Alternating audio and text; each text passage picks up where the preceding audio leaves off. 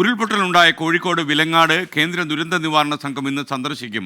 ഇന്ന് രാവിലെ 11:30 മണിയോടെ സംഘം വിലങ്ങാട് എത്തുന്നുണ്ട്. മുഴുവൻ ദുരന്തബാധിത മേഖലകളും സംഘം സന്ദർശിക്കും. അഭിജിത്ത് മുഴക്കുന്ന വിവരങ്ങളുമായി കോഴിക്കോട് നിന്ന് ചേരുന്നു. Abhijith, good morning. പറയൂ വിശദാംശങ്ങൾ.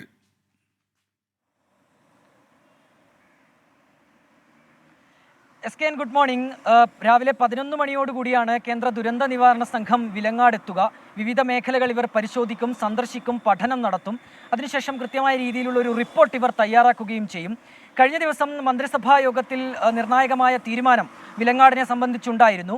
വയനാടിനെ പോലെ തന്നെ വിലങ്ങാടിനെയും ചേർത്തു പിടിക്കുമെന്നുള്ളതായിരുന്നു ആ തീരുമാനം. അതിൽ നിർണായകമായ ചില പ്രഖ്യാപനങ്ങളും നടത്തി. സാമ്പത്തിക സഹായം അത് ഈ വാടക വീടുകളിൽ കഴിയുന്നവർക്ക്, ഒപ്പം തന്നെ വീടുകൾ നഷ്ടമായവർക്ക്, സമ്പാദ്യം നഷ്ടമായവർക്കൊക്കെ അവരെയും ചേർത്ത് പിടിച്ചുകൊണ്ട് മുന്നോട്ട് പോകുമെന്നാണ് കഴിഞ്ഞ ദിവസം ചേർന്ന മന്ത്രിസഭാ യോഗത്തിൽ തീരുമാനമെടുത്തിട്ടുള്ളത്.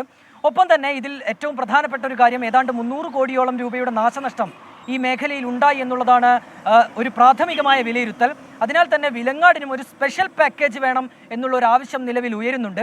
ആ രീതിയിലുള്ള ഒരു തീരുമാനം കൂടി ഏത് രീതിയിലാണ് ഉണ്ടാവുക എന്നുള്ളൊരു ആകാംക്ഷ ആ പ്രദേശവാസികൾക്കുണ്ട്, ദുരിതബാധിതർക്കുണ്ട്.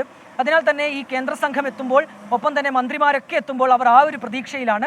ഒരു സ്പെഷ്യൽ പാക്കേജ് കൂടി നൽകിക്കൊണ്ട് വിലങ്ങാടിനെ കൂടി ചേർത്ത് പിടിക്കുന്ന ഒരു സമീപനമാണ്, ആ രീതിയിലുള്ള ഒരു നീക്കമാണ് ഈ ദുരിതബാധിതർ പ്രതീക്ഷിക്കുന്നത്. SKN.